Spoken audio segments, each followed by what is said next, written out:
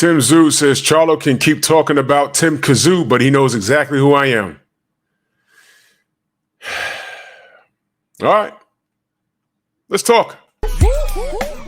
Push the weight and now flex. Flex. The live is more than the six. Fit the runner, boy, you nigga, no question.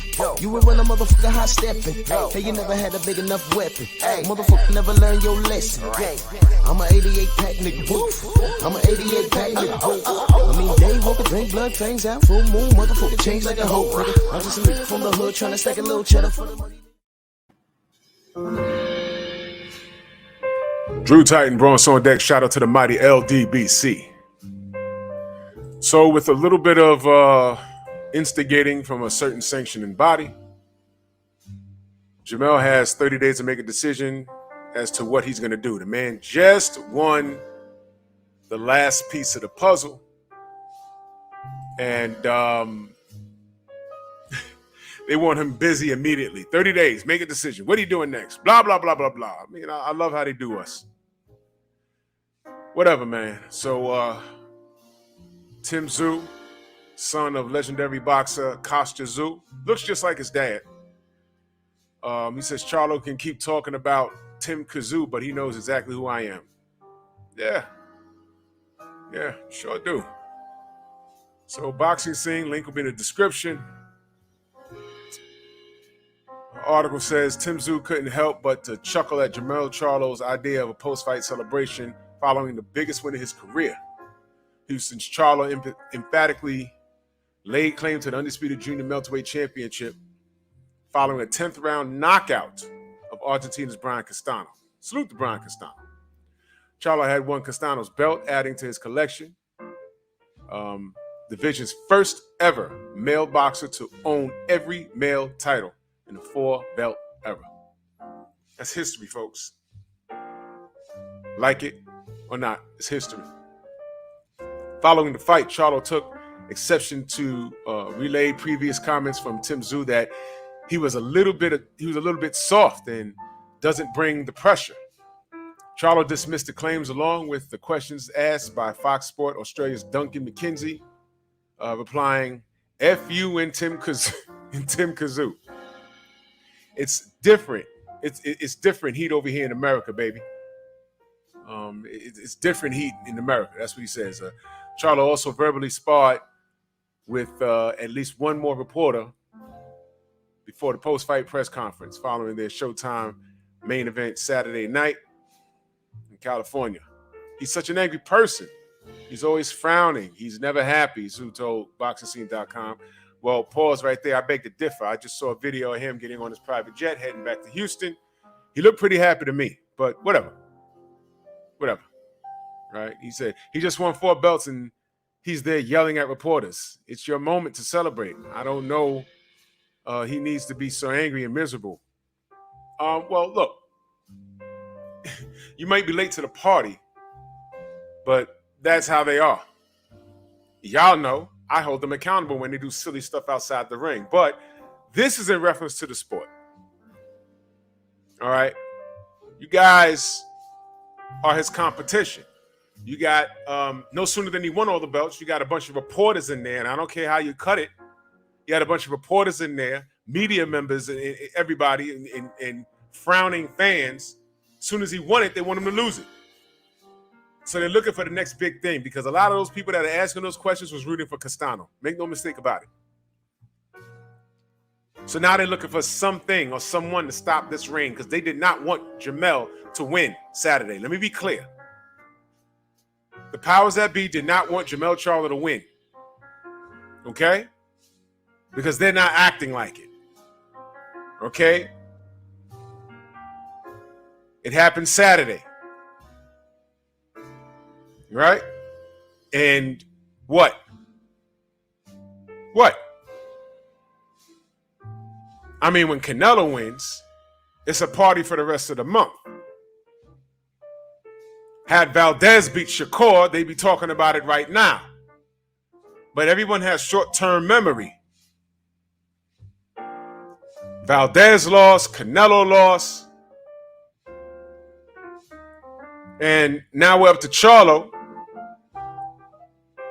They were low-key Not really low key because we saw the play. Rooting for Castano.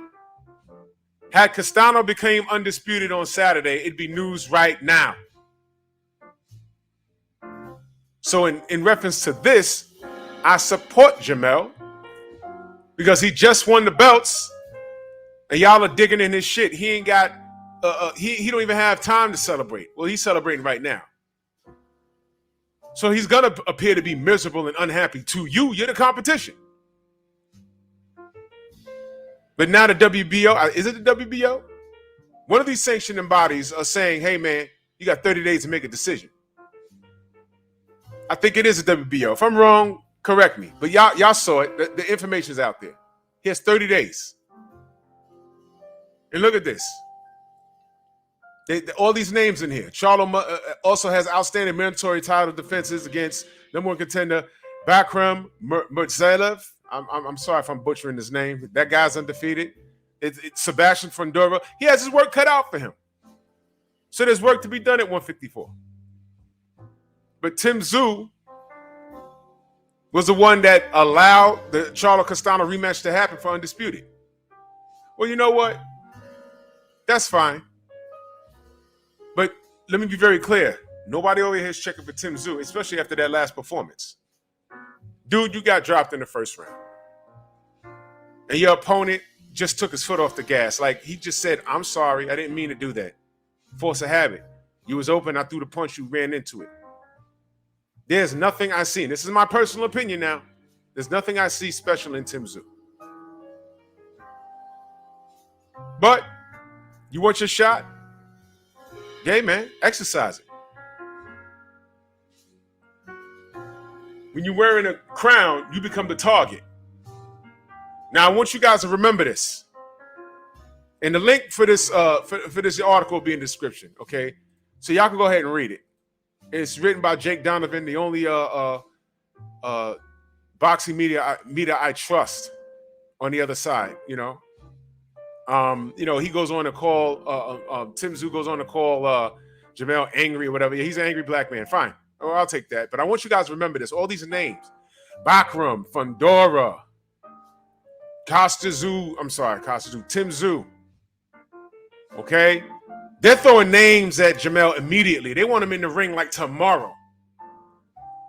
Now, all these relevant names that are in the way, not in the way, but that are, they're pretty much the number one contenders. They're in line. Tszyu is in line. Fundora is in line. Bakram is in line. They want him, they want Jermell to hurry up and give dates on all of these fights. Not just the WBO. They want to know when is he fighting Bakram. They want to know when he's fighting Fundora, Tszyu. They throwing all these names. Whatever Jermell does next, if it's not any of those names, watch them rip him. Oh, he fought this guy. Why didn't he fight Fundora? Why didn't he fight Tszyu? Is he scared of Tszyu? What about Bakram? Watch. They mention the names. They're there for a reason. They are going to hold him accountable for everything. Why am I bringing that up? Well, once upon a time, there was a champion by the name of, at 160, by the name of, you may have heard of him, Canelo Alvarez. And this man, Jermell, has a twin brother named Jermell Charlo, to be exact. And when it was time for Canelo Alvarez to fight his brother, Jermell, what did he do? Canelo, what did he do? He looked at Mauricio Silly Man and said, screw you, man. I'll do what I want to do. Threw the belt in the trash. No, I'm sorry. I have that wrong. He threw the belt in the trash when it came time for him to fight Gennady Golovkin the first time. Screw you, man. I'm not doing it, Mauricio. You don't tell me what to do. I know that. That was the first time. The second time, he said, no. We know the routine, Canelo. You ain't got to fight Jermell. I got you. I'm going to invent something called the franchise status. Franchise. And the Jermell fight never happened. The Gennady Golovkin fights eventually happened. But it didn't happen when it was supposed to happen. He just threw the belt in the trash. Well, he just gave it up. Boo Boo Andrade right there. Nope. No one told Canelo a thing. His detractors, the sanctioning body, no one said anything. Boo Boo Andrade, Jermell Charlo. Huh? And no one said anything. I want you guys to remember that. Oh, he's Canelo. He can do what he wants. Guess what? Jermell is the first undisputed champion at 154 in the 4-belt era. So guess what? Now, if we start saying, yo, he can do what he wants. He ain't got to fight any of those guys. He could take a light work. He could take a just a light. He's been fighting tough competition. 2 fights with the tough Castano. He deserves a light touch. If we start saying that, what y'all gonna say? And y'all know who I'm talking to. I want y'all to remember everything that Canelo Alvarez did. And I read this article, and the article's correct. Salute to Jake Donovan. It's correct. He has the crown now. Bakram, Tszyu, Fundora, they're there. Logic says those are the next 3 opponents. He just had to pick an order. But where was that same logic when it came to Canelo Alvarez? You see, this is something y'all guys did. Y'all enabled a particular behavior, but let's see if y'all keep that same energy when it comes to Jermell Charlo.